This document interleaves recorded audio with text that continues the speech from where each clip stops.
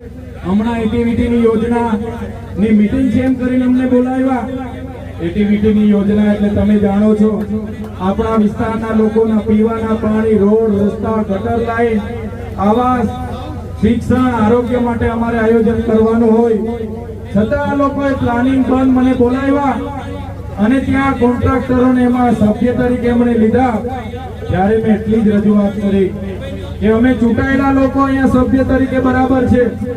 અમે કોઈ પણ એનજીઓ, કોઈ પણ બહારના કોન્ટ્રાક્ટરો કે કોઈ પણ એજન્સીઓને અહીંયા સભ્ય તરીકે અમે ગ્રાન્ટ આપવાના નથી.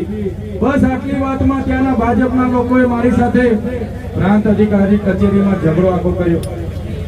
તમે જોયું હશે, નાની એવી બાબતમાં આખો ઝઘડો કર્યો અને ત્યાંના સાંસદ આખું ટોળું લઈને આવ્યા.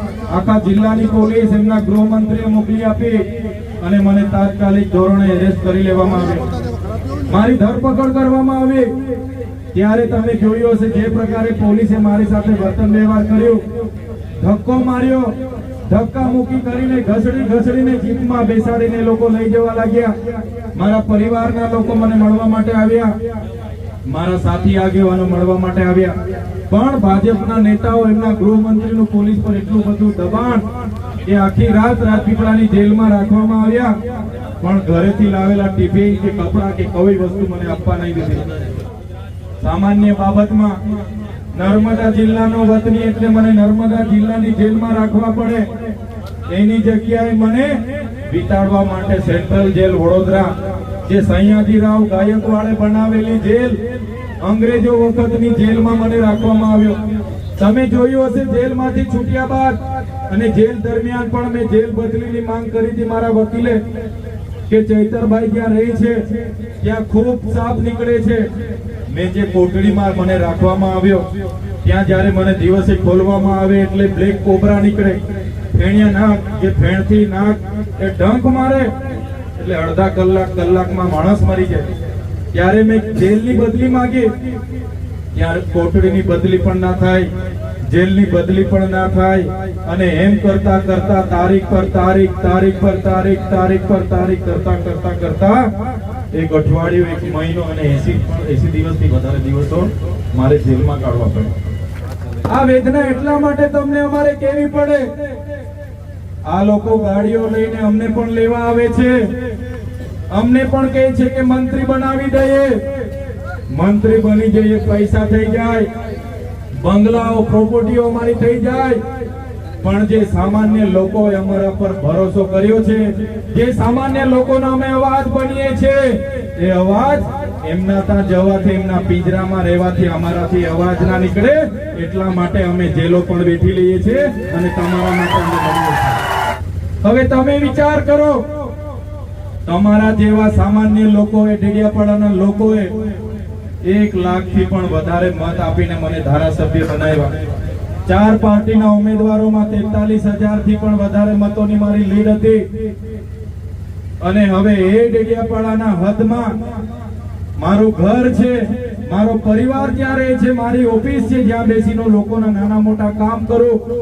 પણ આ સરકારની નીતિ એવી કે હવે મારે ડેડિયાપાડામાં 1 વર્ષ સુધી પગ નહીં મૂકવાનો. હું એ હદમાં પ્રવેશ કરું અને પોલીસના ધ્યાનમાં આવી જાય તો ફરી મારા જામીન રદ થાય, ફરી મારે જેલમાં જવું પડે. ત્યારે આ સરકારની નીતિ તમે જોઈ લો. વિરોધ પક્ષના ધારાસભ્ય છું, આદિવાસીનો અવાજ બનું છું, આદિવાસીઓ માટે શિક્ષકોની માંગ કરું છું, નર્મદા ડેમનું પાણી મળે એની માંગ કરું છું, મનરેગા કૌભાંડ મેં ઉજાગર કર્યું, નકલી કચેરી મેં બતાવી. ત્યારે આ સરકારે એના બદલામાં મને જેલ બતાવી અને જેલમાં મને આ વેદના આપી. ત્યારે મારા વડીલો, મારા યુવાન સાથીઓ, મારી માતાઓ, તમને હું આહ્વાન કરું છું, તમને અપીલ કરું છું, આ લોકો સામે આપણે લડવાનું છે. આ લોકોને આવનારી ચૂંટણીમાં ઈંટનો જવાબ તમારે પથ્થરથી આપવાનો છે. ઈંટનો જવાબ પથ્થરથી આપીને એનો બદલો તમારે લેવાનો છે. ત્યારે માંડ જેલમાંથી આવ્યા અને ત્યારે અમારે રાજપીપળા હું રહ્યો અને રાજપીપળાના બાજુના જુનારાજ ગામ, સાંસદ મનસુખભાઈ વસાવાનું પોતાનું ગામ, પોતે 60 ટર્મથી સાંસદ, 30 વર્ષથી એમની સરકાર. ત્યાંના લોકો મને મળવા આવ્યા મળવા આવ્યા એટલે કીધું ચૈતરભાઈ સ્ટેચ્યુ ઓફ યુનિટી થી આજુબાજુમાં અમારા ગામો છે, અમારા ગામોનો ઇતિહાસ 500-700 વર્ષનો છે. આજે પણ અમારે ત્યાં રોડ નથી. અમારી જ્યારે કોઈ બેનને સગર્ભા હોય અને એને જ્યારે પ્રસૂતિની પીડા ઉપડે, ડિલિવરી માટે અમારે લઈ જવું હોય ત્યારે 108 પણ અહીંયા નથી પહોંચતી. અને એ દિવસે એ બેન કાં તો રસ્તે મરી જાય કાં તો બાળકનું રસ્તે મરણ થઈ જાય. ત્યારે ત્યાંથી મેં થોડા દિવસ પછી 2 કે 3 દિવસ પછી મેં 14 અને 16 કિલોમીટર સુધી ચાલીને પદયાત્રા કરી. ત્યારે ભાજપના કેટલાક નેતાઓએ કીધું આને ડેડિયાપાડામાંથી બહાર કાઢી દીધા છે, હવે રાજપીપળા રહે છે અને રાજપીપળામાં કેવડિયા અને જૂના રાજના લોકો માટે હવે લડવા લાગ્યા છે, એમને હવે નર્મદામાંથી બહાર કાઢો. ત્યારે નેતાઓને પણ મેં કહેવા માંગુ છું, તમે મને ડેડિયાપાડાથી કાઢી નાખશો, તમે મને નર્મદાથી પણ કઢાવી દેશો, પણ આ ચૈતરભાઈ વસાવા અમારા લોકોના દિલોમાં રહી છે.